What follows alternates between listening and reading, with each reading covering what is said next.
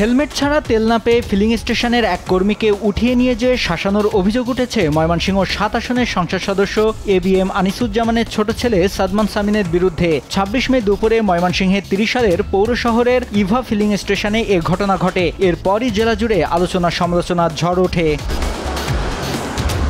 জানা যায়, এমপি পুত্র সাদমান সামিনের মাথায় হেলমেট না থাকায় তেল দিতে অপারগতা প্রকাশ করে কর্মচারী আকাশ আহমেদ। এতে আকাশের প্রতি ক্ষুব্ধ হয়ে চলে যায় সাদমান। কিছুক্ষণ পর ১০ থেকে ১২ জনে এসে আকাশকে তুলে নিয়ে যায় সাদমানের অফিসে। জীবনে আর কোনোদিন এমন ভুল হবে না বলে ক্ষমা চেয়ে মুক্তি পান আকাশ। এমন ঘটনায় হতভম্ব ইভা ফিলিং স্টেশনের স্বত্বাধিকারী ও আওয়ামী লীগ নেতা ইদ্রিস আলী।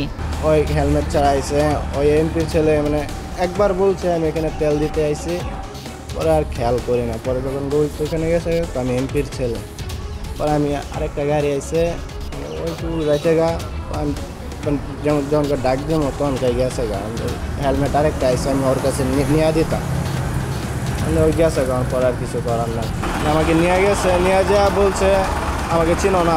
আমি বলছি না ভাই, যদি চিনতাম তো দিয়ে দাম। ভাই ভুল হয়েছে, দিছি না ভাই, ভুল হয়েছে, মাফ করে দেন ভাই। ওরা কতক্ষণ বসায় আছে, আচ্ছা যা ঠিক আছে, তারপর চিনা রাখিস। আমার লোকরা ধরে নিচ্ছে গা, নেহাইরা ওরে ওকে মাপসা হয়েছে, অপরাধ শেয়ার করা হয়েছে। এটা করা উচিত হয় না, এটিগুলো উচিত বলছে না। আমরা তো সরকারি লাইসেন্সপ্রাপ্ত ব্যবসায়ী, সরকার আমাদেরকে লাইসেন্স দিচ্ছে। সরকার যে হুকুম দিছে বা নির্দেশ দিচ্ছে, এগুলি মান্য চলাটা জরুরি মনে করি। এটা সরকারি নির্দেশ পালন করার জন্যই আমরা এইগুলি বলে থাকি যে হেলমেট ছাড়া তেল দেওয়া নিষেধ। যেমন লেখাও আছে, ওসি সাহেব একটা দিছে, হেলমেট ছাড়া নো হেলমেট নো ফুয়েল। সরকারের নির্দেশ পালন করাটা কি আমাদের অন্যায়? এমন ঘটনায় আতঙ্ক বিরাজ করছে ফিলিং স্টেশনের কর্মচারীদের মধ্যে। আর বাইকাররা বলছেন, সরকার ভালোর জন্যই আইন করেছে, সেটা এমপি মন্ত্রী বা সবার ক্ষেত্রে সমান হওয়া উচিত।